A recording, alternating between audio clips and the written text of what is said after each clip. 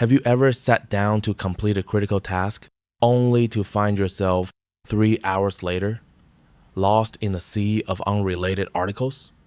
We all know this feeling, this restless, brilliant, and uncontrollable energy inside us, the part of our mind that can generate 1,000 ideas but cannot focus on one. In 16th century China, Wu Cheng'en gave this force a name, Sun Wukong, the Monkey King. We know him as the invincible trickster.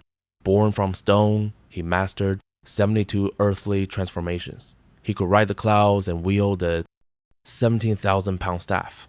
His power was so immense, he waged war on heaven itself. But the story's greatest secret is that this power was also his greatest prison. Why did a god who could defeat celestial armies need a simple golden headband to be controlled by a mortal monk?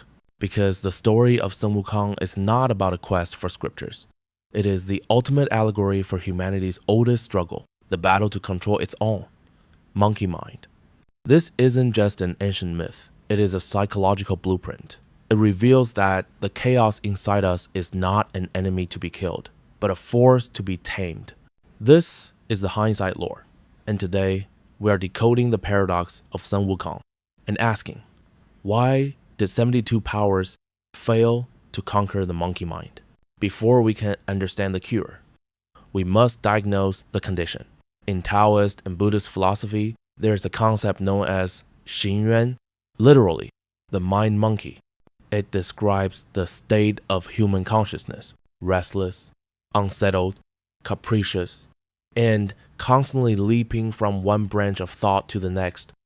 It is a part of you that is hearing this narration, but also wondering what you will have for dinner, or what that notification sound was. It is your potential, and it is your prison. Sun Wukong is the physical embodiment of the monkey mind. He is born from a stone, not a womb. He represents raw, primal, untamed nature. He has no parents, no structure.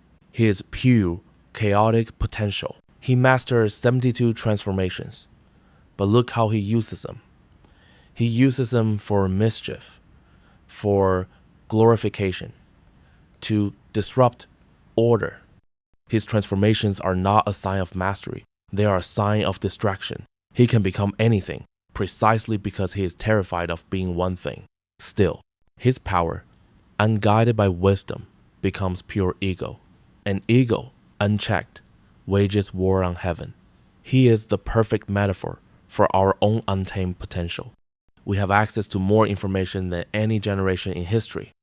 The power of 72 transformations in our pocket. Our monkey mind today isn't fighting celestial armies. It's fighting the infinite scroll.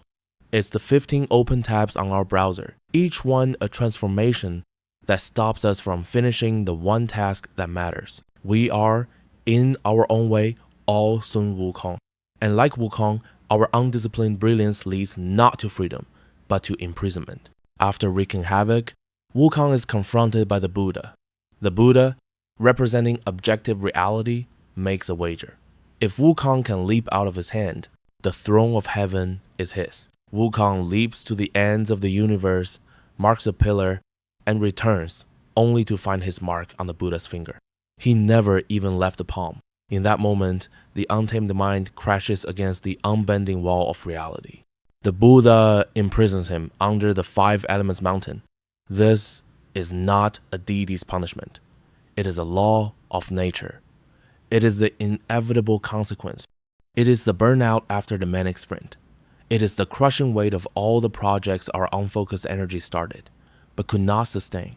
Wukong, the god who could go anywhere, is now trapped, immobile, for 500 years. This reveals a timeless truth. Raw potential, without direction, is just a faster path to self-imprisonment. So here he is, trapped by his own chaotic nature. The power is still there, but it is useless. The monkey mind has been caged, but it has not been changed. It is bitter and resentful. How do you free a mind that is its own worst enemy? After 500 years, the solution arrives. It is not more power. It is a task and a master. The Bodhisattva Guanyin orchestrates his release. He must escort a mortal monk, Tang Sanzang, on a perilous journey to the west. He must use his power, not for self-glorification, but for service. Wukong agrees. But the moment he is released, the monkey mind rebels. He is free, but unchanged. And so, Kuan Yin provides Tang Sanzang with a tool, a gift for Wukong, a golden headband. The moment Wukong entertains a rebellious thought, the monk chants a sutra, and the headband tightens, causing excruciating pain. It is one of the most misunderstood devices in all of literature. Our first instinct is to see it as oppression.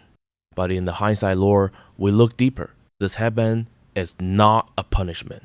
It is a strategy. It represents the introduction of external discipline in a place where internal discipline does not yet exist. Wukong is the monkey mind, pure chaotic impulse. Tang Sanzang, the monk, is the antithesis. He is singular purpose. He is the higher self. The headband is the mechanism that binds the two. It is the bridge, albeit a painful one, between our chaotic potential and our higher purpose. The pain is not arbitrary. It activates only when the monkey mind rebels against the purpose. Tang Sanzang, it is the necessary, painful friction required for alignment. We use these golden headbands all the time. The alarm clock that forces you out of bed, that is a golden headband. The app blocker you install on your phone that stops you from scrolling, that is a golden headband. The personal trainer, the university deadline, the mentor who holds you accountable. These are all external systems we voluntarily adopt to impose order on our internal chaos. We know we cannot trust our monkey mind to do what is difficult. So we create a structure of consequences. Wukong now has he is, for the first time, accountable. The journey can finally begin. But a cage is still a cage. The headband can control Wukong's actions, but it cannot change his mind. He follows the monk, not out of loyalty, but out of fear. External discipline can get you to the gym, but it cannot make you love the workout. The first step is complete. The chaos is contained. But what is the difference between simple, resentful obedience and true internal mastery? The journey to the West is a psychological crucible, and Wukong is not alone. He is joined by two others, and together with the monk, they form a complete picture of the human psyche. Wukong is a monkey mind, Xinyuan. He is a brilliant, chaotic, rebellious intellect and ego. First, we meet Zhu Bajie, the pig. He is the physical embodiment of our most base desires. He is appetite, greed, laziness, and a selfish impulse. He is the pig mind, Zhu Xin, the part of you that wants the extra slice of cake and seeks comfort. Then we have Sha Wujing, the sand monk. He is not rebellious or greedy. He is dull. He is apathy, depression, and the burden of past failures. But when he joins the group, he becomes the most diligent, steady member. He is the sand mind, the force of stability and routine. And leading them all, Tang Sanzang, the monk. He has no powers. He is physically weak, but his function is not physical. He is the purpose. He is the higher self. He is the singular, unwavering goal that organizes the other three warring faculties. This is the genius of the story. The pilgrimage is a journey of the higher self, the monk trying to lead, a rebellious intellect. Wukong, a greedy set of desires, and a steady sense of duty, all the way to enlightenment. Wukong is no longer just fighting his own chaos. He is part of a system. The 81 tribulations they face, the demons and monsters, are not random. They are external manifestations of internal flaws. When they are tempted by the spider demons, sexual temptation, it is Zhubajie, the pig mind, who falls for it, putting the group at risk. When they face the white bone demon illusion, it is Wukong, the intellect, who sees the truth. But his master, blinded by naive compassion, cannot. Wukong, in his frustration, kills the demon's illusions and is banished by his master. This is a critical moment. The intellect sees the truth, but his actions are too brutal, lacking compassion. He has not yet learned how to serve his higher purpose. He must learn not just to be right, but to be wise. This is the real journey. The 81 trials are the daily grind. This is a process of deep work. It is mundane. It is repetitive. You sit down to work. Your monkey mind, Wukong, wants to check the news. Your pig mind says you are hungry. Your Zen mind, Wujing, just plods along. And your higher self, the monk, is just trying to keep everyone moving toward the goal. You don't master your mind in one glorious moment.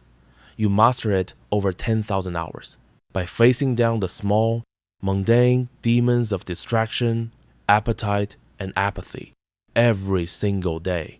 Look at what happens to Wukong's 72 transformations. Before, he used them for chaos. Now, he uses them to solve problems, to protect his master, to serve the group. His power is no longer just potential. It is being focused. The chaos is being channeled into purpose. And as the journey progresses, Tang Sangzang uses the headband chant, less and less. Wukong is changing. The external, painful reminders are becoming unnecessary. The external discipline is slowly being replaced by something inside. So what happens when the external tool is no longer needed at all? They arrive.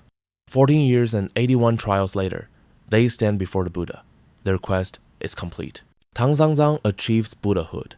Zhu Bajie and Sha Wujing are elevated. And then Wukong, he is given his own title, Dou Zhan Shengfo, the victorious fighting Buddha. He turns to his master and asks him to remove the golden headband. The monk replies, I cannot. It was placed on you by Guan Yin. Wukong, in a moment of panic, reaches up to his own head, only to find it is gone. It vanished on its own. Why? Because its function was complete. The external discipline, the painful force structure, had been fully internalized. The 500-year-old mountain could only cage the monkey.